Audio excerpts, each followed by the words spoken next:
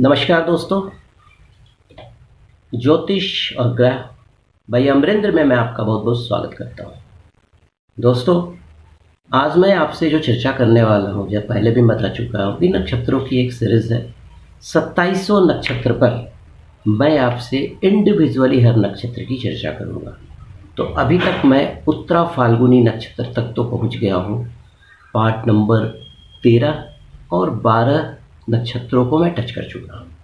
आज भी जिस नक्षत्र को मैं टच करने वाला हूँ वो उत्तरा फाल्गुनी नक्षत्र है और वो भी सौर मंडल का 12वां नक्षत्र कहलाता है, लेकिन यहाँ पर चरण बदल गया है।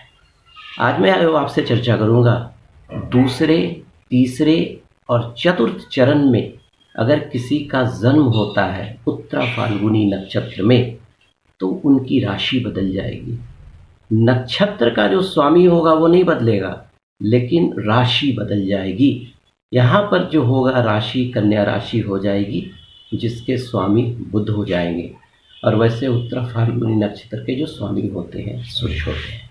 तो एक सबसे रिमार्केबल चीज़ ये होगा कि यहाँ पर सूर्य और बुध का कनेक्शन हो जाएगा और बुध आदित्य योग भी बन जाएगा, जो हम अपनी जन्मपत्री के अनुसार वैदिक ज्योतिष के अनुसार जानते हैं। तो आइए इस चर्चा को आगे बढ़ाते हैं कि अगर आपका जन्म उत्तरा फाल्गुनी के दूसरे, तीसरे और चतुर्थ चरण में जन्म हुआ है तो क्या व्यक्तित्व आपका हो सकता है। देखिए, ये जो राशि होती है, अगर आपका द्वितीय, तृतीय, चतुर्थ चरण में जन्म हुआ है तो ये जो डिग्री होगी 0 डिग्री से शुरू होगा और ये 10 डिग्री तक जाएगा। कारण क्या है?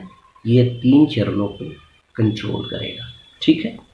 और इस राशि का जो मूलतः प्रभाव होता है इंटेस्टाइन पर होता है, लीवर पर होता है स्पेशली। तो आपको इन चीज़ों को हमेशा ध्यान रखना है। अपने फूड हैबिट्स को भी इस तरह से कंट्रोल करना है कि आगे कोई एडवर्स इफेक्ट इस राशि का, इस नक्षत्र का आपके ऊपर ना आए। क्योंकि देखिए, इसमें प्रॉब्लम क्या होता है, आंत्रशोथ, कहने का मतलब इंटेस्टाइन में बहुत सारे आपको प्रॉब्लम्स आ सकते हैं। एक IBS नाम की बीमारी होती है जिसको हम लोग बोलते हैं इरिटेबल बाउल सिंड्रोम। आपके आंतों में भी रुकावट आ सकती है, जो मूवमेंट जो प्रॉपर होता है इंटेस्टाइन का, वहाँ प्रॉब्लम हो सकता है। उसके अलावा पेट में गैस्ट्राइटिस, अल्सर, इसकी शिकायतें आ सकती हैं। और इस नक्षत्र में जन्म लेने वाले लोग का गर्दन और गले में थोड़ी सी परेशानियाँ आती हैं अगर आपने ध्यान नहीं दिया तो। लीवर में भी प्रॉब्लम्स आ सकते हैं, स्प्लीन का प्रॉब्लम आ सकता है। उसके अलावा ऐसी बीमारी हो सकती है जो बाइल से रिलेटेड हो, उसमें आपको फीवर वगैरह का भी चांसेस रहेगा। तो आपको सावधान रहना है। ऐसा नहीं कि इस नक्षत्र में जन्म लेने वाला कि they are prone to get this kind of disease, ऐसा कुछ नहीं है। आपको सावधान रहना है। You have to change your habit, you have to go according to your what your health permits, ठीक है। आपका डाइजेशन सिस्टम कैसा है, इन चीज़ों को ध्यान देना है। लेकिन अगर जिनका जन्म, मैंने पहले भी आपसे कहा, यहाँ सूर्य और बुध दोनों का कम्बिनेशन हो जाता है उत्तरा फाल्गुनी के द्वितीय, तृतीय और चतुर्थ चरण में जन्म लेने वाले का, ऐसे लोग हाई क्वालिटी के तर्क करने वाले होते हैं, बहुत बड़े एडवोकेट हो सकते हैं। इनसे तर्क में आप नहीं जीत सकते हैं। इनके पास हर तरह का मतलब लॉजिक होगा, बहुत इंटेलिजेंट होते हैं, बहुत क्लेवर होते हैं। अगर कोई बिजनेस वगैरह भी करते हैं तो उसमें अपना प्रॉपर IQ लगा कर करते हैं। उसके अलावा व्यापारिक जो सेंस होता है वो जनरल लोगों से थोड़ा सा अलग होता है। He can be a very good mathematician, astrologer, engineering में भी he can excel in engineering services, audit और अकाउंट्स में भी उनका मतलब तूती बोलता है। हेल्थ का जो इंजीनियरिंग सेक्शन होगा उसमें भी they can get very good success, इसमें कोई शक नहीं। ऐसे लोग बहुत अच्छे क्रिटिसिज्म वाला जो प्रोफेशन होता है पत्रकारिता में, वहाँ जा सकते हैं। और ही can be a very good ambassador also, ठीक है। अब देखिए, अगर जिनका जन्म अगर उत्तरा फाल्गुनी के द्वितीय, तृतीय या चतुर्थ चरण में जन्म हुआ है और भी जन्मपत्री के अनुसार जो भी प्रोफेशन, किस तरह का प्रोफेशन वो चुने कि ये इनको फ्यूचर में भी सूट करे। देखिए, ये पब्लिकेशन का, उसके अलावा स्क्रीन प्रिंटिंग वगैरह का, प्रेस का, इन चीज़ों को ये कर सकते हैं। उसके अलावा ऐसा प्रोफेशन जो पब्लिक के कम्युनिकेशन से जुड़ा हुआ हो, जिसको हम लोग जनसंपर्क बोलते हैं। उसके अलावा मैसेंजर, उसके अलावा मैनेजमेंट, कहने का मतलब कंपनी का जो सेक्रेटरीशिप टाइप का होता है वो, उसके अलावा मैनेजमेंट में भी बहुत अच्छा ये कर सकते हैं। अकल्ट विद्या के ये बड़े जानकार होते हैं, इसमें कोई शक नहीं। उसके अलावा मतलब ये जो केमिस्ट्री जो साइंस है, केमिस्ट्री साइंस का भी he can be A master.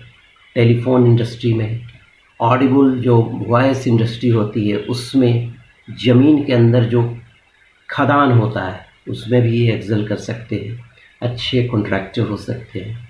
और जो लाइजनिंग का काम होता है, ब्रोकरशिप का काम होता है, उसमें भी ये बहुत अच्छा कर सकते हैं।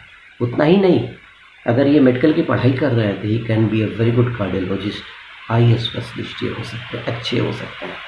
हॉस्पिटल में नौकरी कर रहे हैं तो वहाँ पर बड़े पदों पर ये नौकरी कर सकते हैं। अगर डॉक्टरी पढ़ने के बाद भी सरकारी नौकरी हो गई तो उसमें ये सिविल सर्जन वगैरह तक भी इनका एक जो लेवल है वहाँ तक जा सकता है।